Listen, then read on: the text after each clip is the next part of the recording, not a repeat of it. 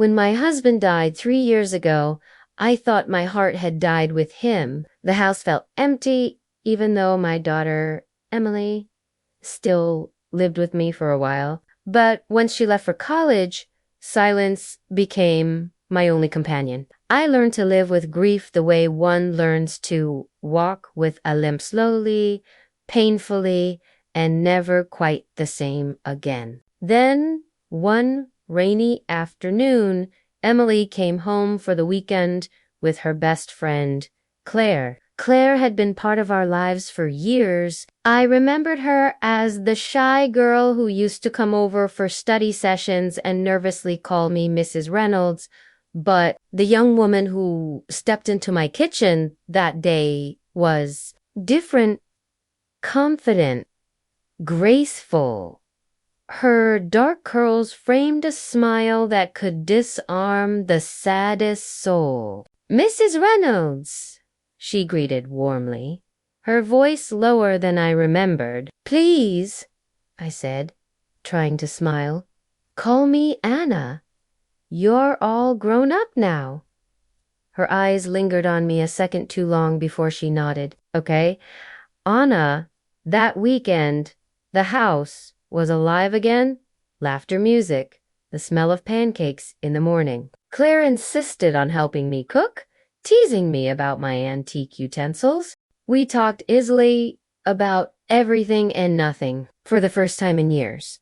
I didn't feel like a widow, I just felt like a woman. But something changed the night Emily went out to meet friends, leaving Claire and me alone. We ended up sitting by the fire, sipping wine. The flickering light danced on her face, and I caught myself staring. She noticed. "You look different when you smile," she said softly. I laughed, a little flustered. "Different how?" "Lighter. Like you've forgotten to be sad." The way she said it, gentle but sure, broke through something I didn't know was still locked inside me. I turned to her, wanting to thank her, but the words caught when I saw her eyes. There was no mistaking it. Longing. "Claire," I whispered, "you're my daughter's friend." "I know," she said, "but I can't help what I feel." My breath hitched. I should have stopped her. I should have reminded her of the age difference of Emily. But when she leaned closer, all my reasons melded away. Her lips met mine, soft, trembling, full of everything I'd been missing for years. Warmth, connection, life. It lasted only a moment before I pulled back. "This can't happen," I said, though my heart screamed otherwise. She nodded, eyes glistening. "I'm sorry. I just had to know if you felt it too." I didn't answer, but the truth was written all over my face. The next morning, Claire avoided me, her smile polite but distant. Emily noticed the tension but didn't pry. When they left that afternoon, Claire hugged me a little too tightly, her breath brushing my ear. "Goodbye, Anna," she whispered. "And thank you for reminding me what love can feel like." For weeks after, I tried to forget, but her voice, her touch, the warmth of that brief kiss, they haunted me. Then, one evening, a letter arrived from Claire. "I can't stop thinking about you. I know it's wrong, but what I felt wasn't a mistake. I've moved to a nearby town for work. If you ever want to talk, really talk, you know where to find me." I must have read it 100 times before I finally got in the car. When she opened the door, surprise flashed across her face, quickly replaced by a quiet smile. "I didn't think you'd come."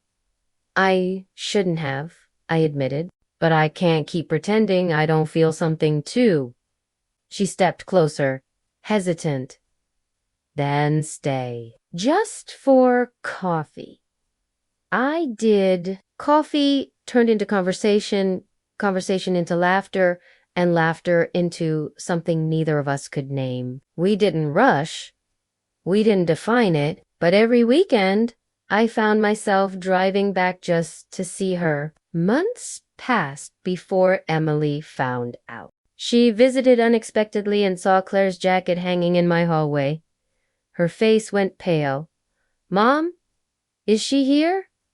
I nodded. "Yes?" There was silence, then tears, but not from anger, from shock, confusion, maybe betrayal. It took time, months of awkward talks and distance, but eventually she understood. "I just want you to be happy," she said finally.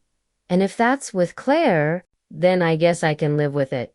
Today, as I watch Claire move around the kitchen, humming softly, I realize I've stopped feeling guilty. I've stopped feeling broken. Love doesn't ask for permission. It simply finds you, even when you've given up looking, and when it does, you learn to live again.